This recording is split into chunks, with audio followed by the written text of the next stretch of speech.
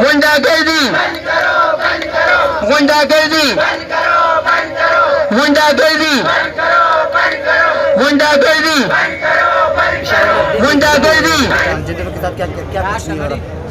आप आजकल तो आप लोग भी बातें कर रहे हो, आप लोगों को पता होगा कि उनकी नंगी वीडियो वो शेयर कर रहे बाकायदा।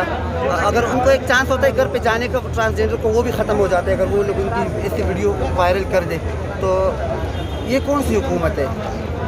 अब तक अगर अभी भी हम नहीं घबराए तो कब घबराएंगे? अब तक कितने ख्वाजा सराओं के साथ तशद्दुद के वाक़यात पेश आए इस 4 महीनों में, और कितने ख्वाजा सराओं के कत्ल हुए ये भी बताएं।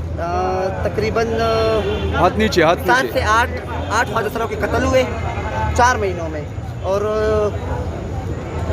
6-7 ट्रांसजेंडरों के अभी इस महीने में, 1 महीने में 6-7 ट्रांसजेंडरों के टिंट करवाई है उन लोगों ने, और उनकी नंगी वीडियो उन लोगों ने बाकायदा बनाई है। और पहले उनको धमकाते तो ट्रांसजेंडर तो फिर भी FIR करवाते, जैसे FIR कटवाते वो लोग वीडियो वायरल कर देते।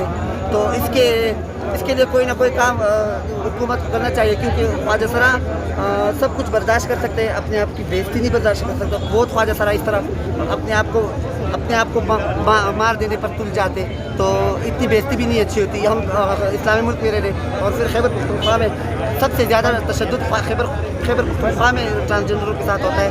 और हम ये चाहते हैं कि हमारे लिए अमन हो, और हम भी इसी पेशावर के, हम कहीं और नहीं जा सकते, पठानों के हम भी बच्चे और खैबर पख्तूनख्वा के हम कहाँ जाएंगे।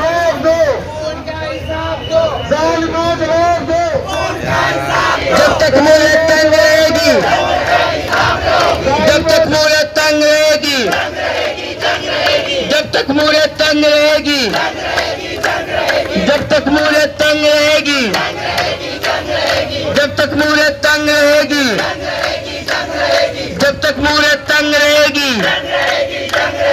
जालिमों जवाब दो, जालिमों जवाब दो, जालिमों जवाब दो, जालिमों जवाब दो,